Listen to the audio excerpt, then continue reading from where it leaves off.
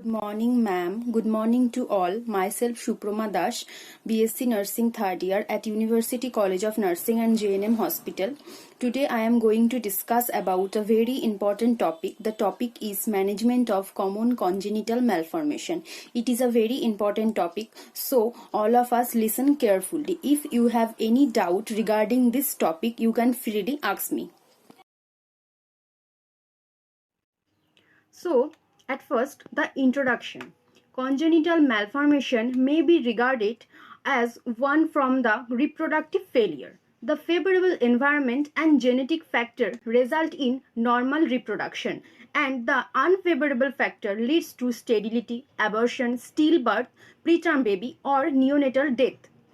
Congenital malformation can be genetic. It can be exposed of the fetus to a malforming agent. As example, alcohol, teratogenic drug, smoking, etc. or any unknown origin. So that means during pregnancy, a pregnant woman must be wary to any harmful environmental agent. So the second slide is definition. Congenital malformation is a physical defect or a birth defect present in a baby at birth that can involve many different parts of our body, including brain, heart, lungs, liver, bones, and intestinal tract. In the picture, we seen the difference between congenitally malformed child and normal child. Now come to the etiology and risk factor. The major causes of the common congenital malformation is not fully understood, but sometimes genetic condition and environmental factors are vary. Approximately 65% cases may be due to multifactorial inheritance. So now, what is multifactorial inheritance? The factors are usually both genetic and environmental, where a combination of gene from the both parents in addition to unknown environmental factor produce the traits or the condition. As example, some disease like pyloric stenosis, cleft lip, cleft palate, diabetes mellitus, mental retardation, epilepsy, asthma are vary. If the parents are unaffected in this disease, it usually the risk chance of 3 to 5%. But when the parents are affected, the risk is more. In the other is 25% risk of genetic factor and 10% risk of environmental factor.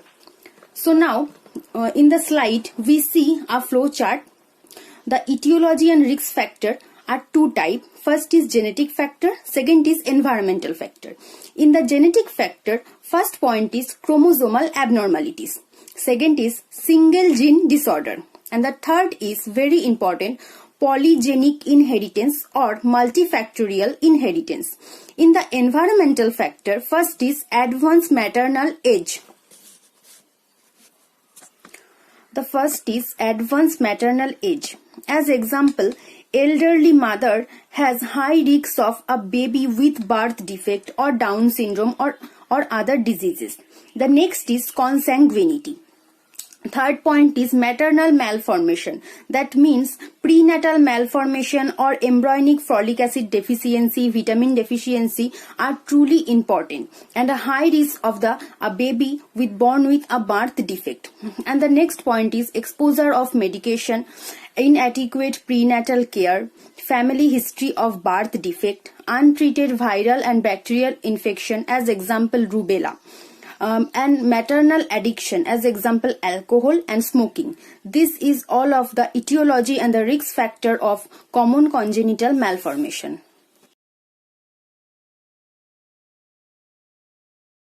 Now, there are thousands of no congenital malformation effectively various system of our body. Today, I will discuss about the most common cases in the congenital malformation. The first is cleft lip and cleft palate. Second is cerebral palsy.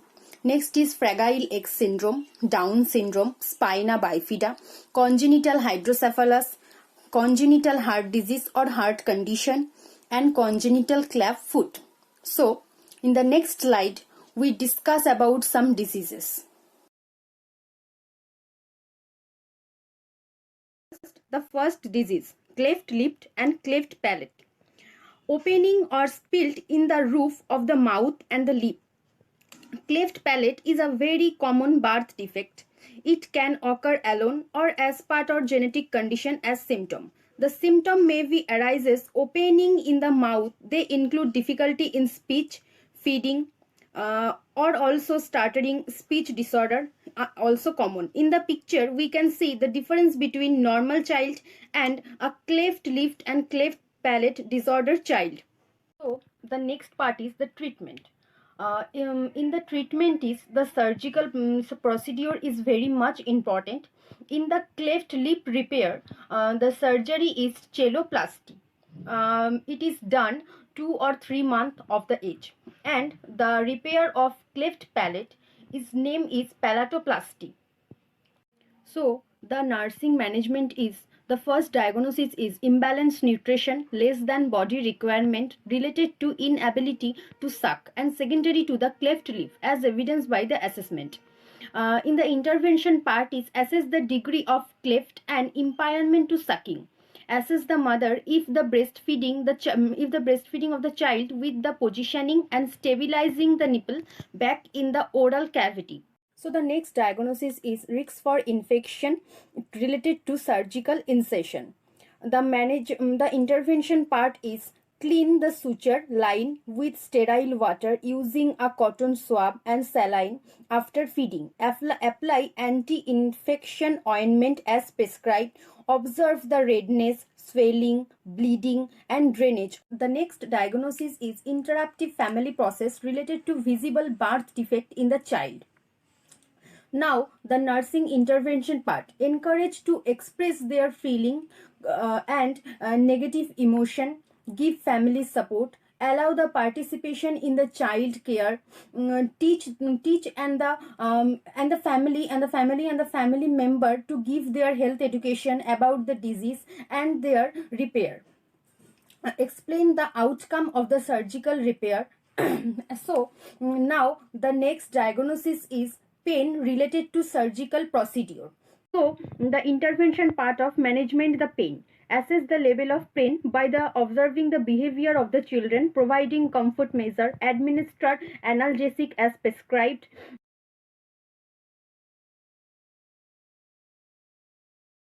So the next disease is cerebral palsy. Cerebral palsy is a congenital disorder of movement, muscle tone, and posture. Cerebral palsy is due to abnormal brain development, often before birth. Symptoms include floppy and rigid limb involuntary motion. In this picture, we see the picture of a child with cerebral palsy.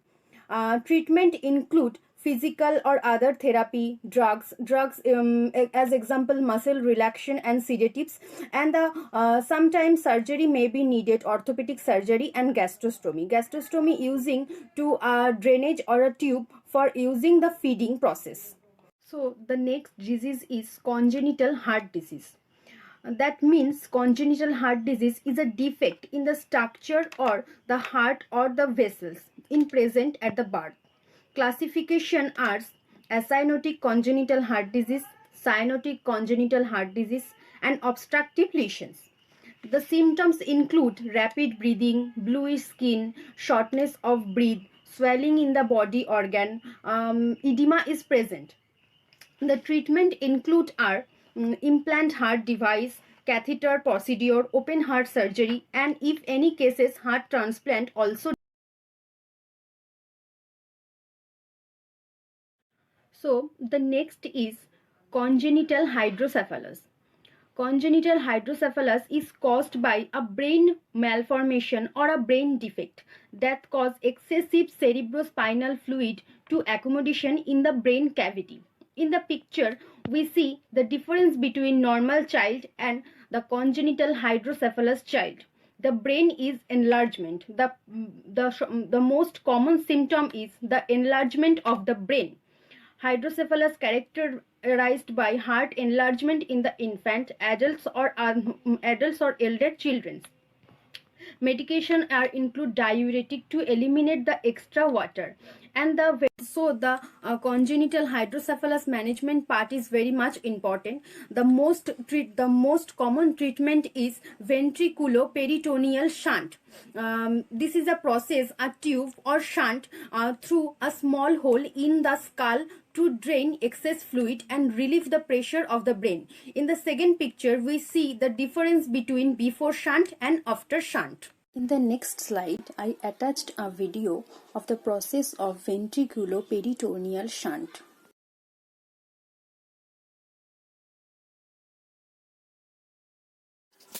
This is the video of ventriculoperitoneal shunt process.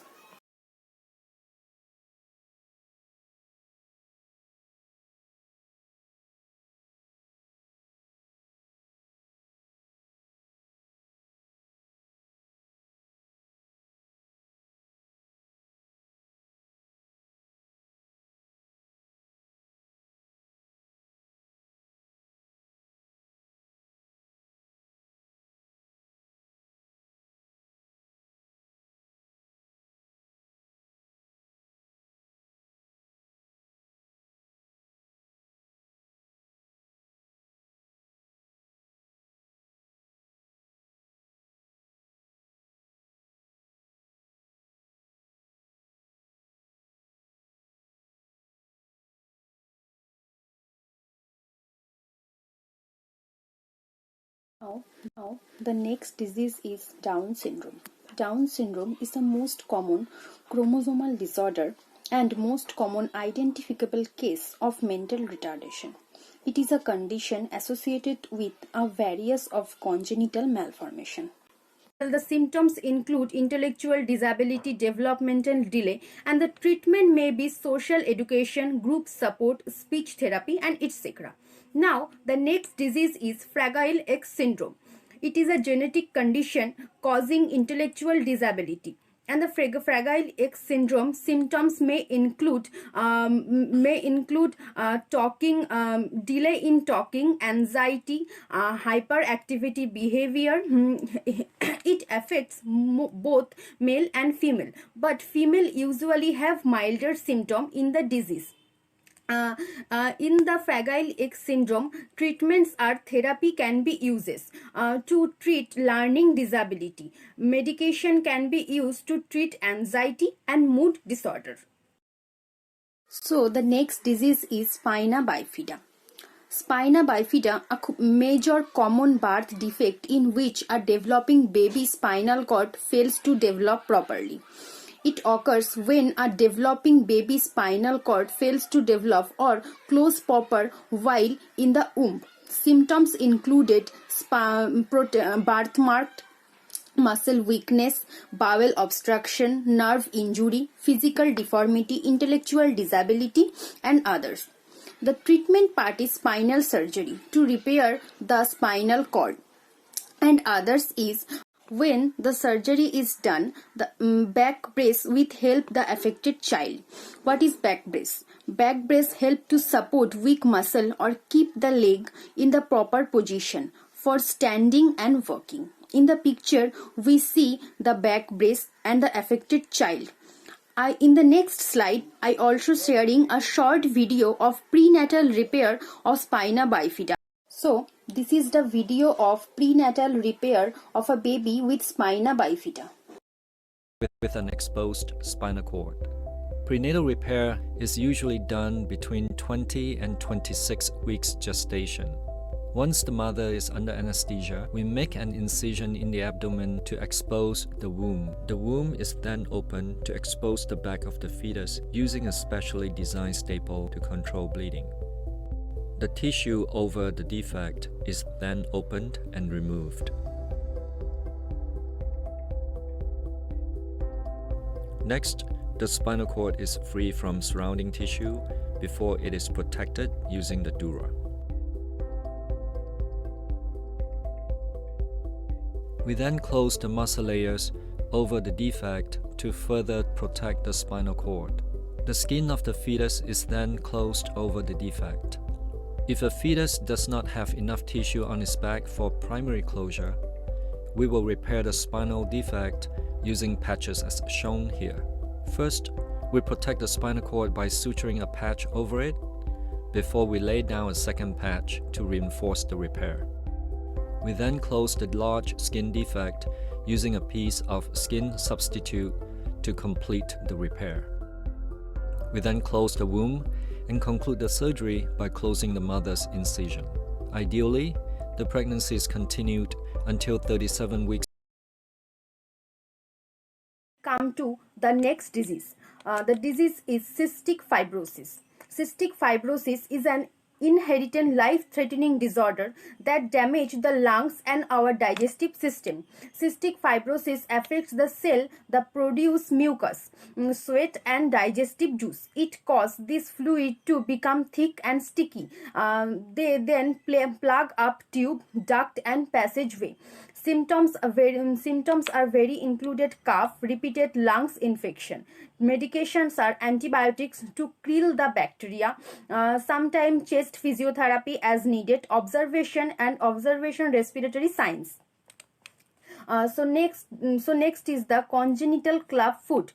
Congenital club foot is a birth defect in which the foot is twisted out of shapes or position. In the club foot, the foot appear twisted, can be even look as if it's upside down. In the congenital club foot, symptoms may include foot deformity, abnormality of working, shortened of leg. Now the treatment part. In the treatment part is usually successful. The surgical procedure is Achilles tenotomy. The surgical procedure to lengthen the tendon that inserted into the heel. So now come to the diagnostic approach. There are thousands of known genetic diseases and hundreds of established pattern of malforming syndrome. So it may be difficult to diagnose all conditions appropriately, but various prenatal and postnatal investigation help to detect the congenital malforming agent for necessary care and management. So in the diagnostic approach, we see the diagnostic approach is two types. First is prenatal diagnosis, second is postnatal diagnosis. In the prenatal diagnosis, the first is amniocentesis in early pregnancy. In the 14 or 16 week of gestational, the amniocentesis is in early pregnancy is done to detect any congenital malformation and any birth defect. The second is ultrasonography for fetal profile. Next is fetoscopy. And the next is chorionic villus sampling for cytogenic study to detect any neural tube defect or any birth defect. And the other is antenatal screening for maternal disease if the mother has any disease like diabetes, hypertension and others. And now is the postnatal diagnosis. Including the postnatal diagnosis are details maternal history, biochemical assay, cytogenic study, blood test, hormonal assay, radiography and ultrasonography is done. So this is the diagnostic approach of common congenital malformation. So now come to the preventive measure. Prevention of congenital malformation can be possible by health promotion measure, specific protection, and early diagnosis and specific management. In the environmental modification are the most important in this disease condition.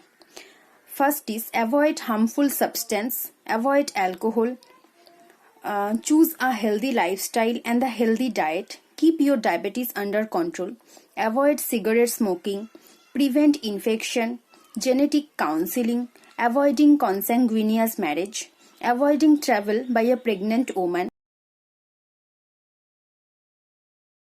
reducing or eliminating environmental exposure to hazard substance such as heavy metal or parasite during pregnancy, vaccination, especially girl child, ensuring an adequate dietary intake of vitamin and minerals and also folic acid in adolescent girl and pregnant woman and also mother.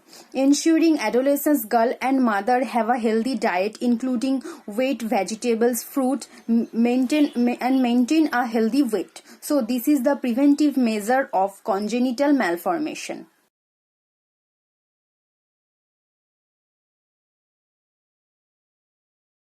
So now come to a very important point. It is genetic counseling. So what is genetic counseling? It is a problem solving approach or communication process in relation to genetic disorder or congenital malformation in the family. The process help in providing appropriate information and advice about the course of action in relation to occurrence or risks of occurrence or reoccurrence of genetic problem in a family. Genetic counseling is two types. First is prospective genetic counseling. Second is retrospective genetic counseling. In the first, prospective genetic counseling approach allow for the true prevention of the disease. The approach aim at prevention or reducing hazard, consanguineous marriage by screening procedure and explaining the risks of affected children, etc., thalassemia or sickle cell anemia. In the retrospective genetic counseling is mostly done at present after a hereditary disorder has already occurs within the family. The methods which could be suggested under the retrospective genetic counseling are contraception, termination of the pregnancy, and sterilization depending upon the attitudes and culture environment of the couple involved. Now, the next point is reason for seeking genetic counseling. That means why we should take genetic counseling. The first point is a child has been born with a diagnosed congenital defect or malformation.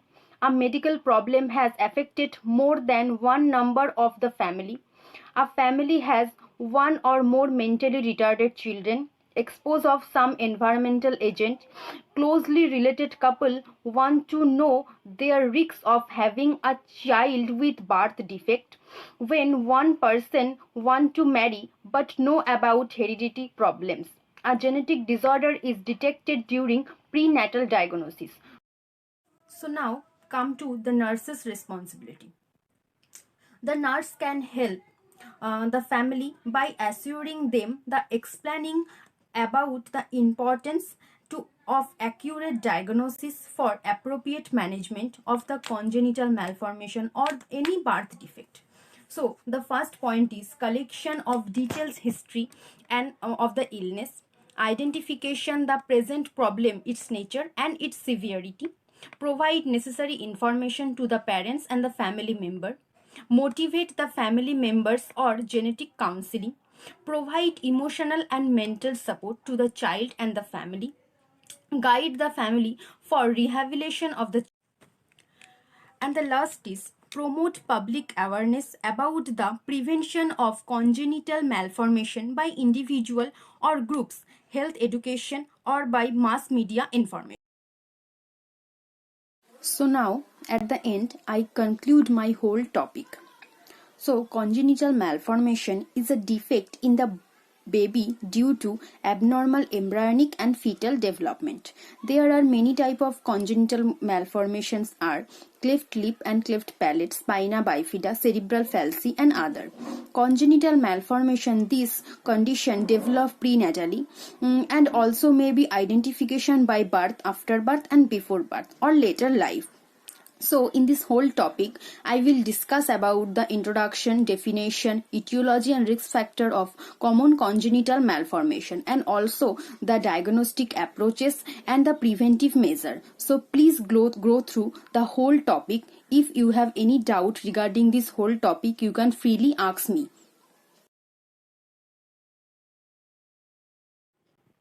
For any further references, you can see in the Parul Dotto Pediatric Nursing book and also Panchali Pal Pediatric Nursing book and Owens Essential Pediatric Nursing book. So all of us please go through the whole topic, and also you consult the reference book. So if you have any doubt regarding this topic, you can freely ask me. So thank you, ma'am. Thank you all.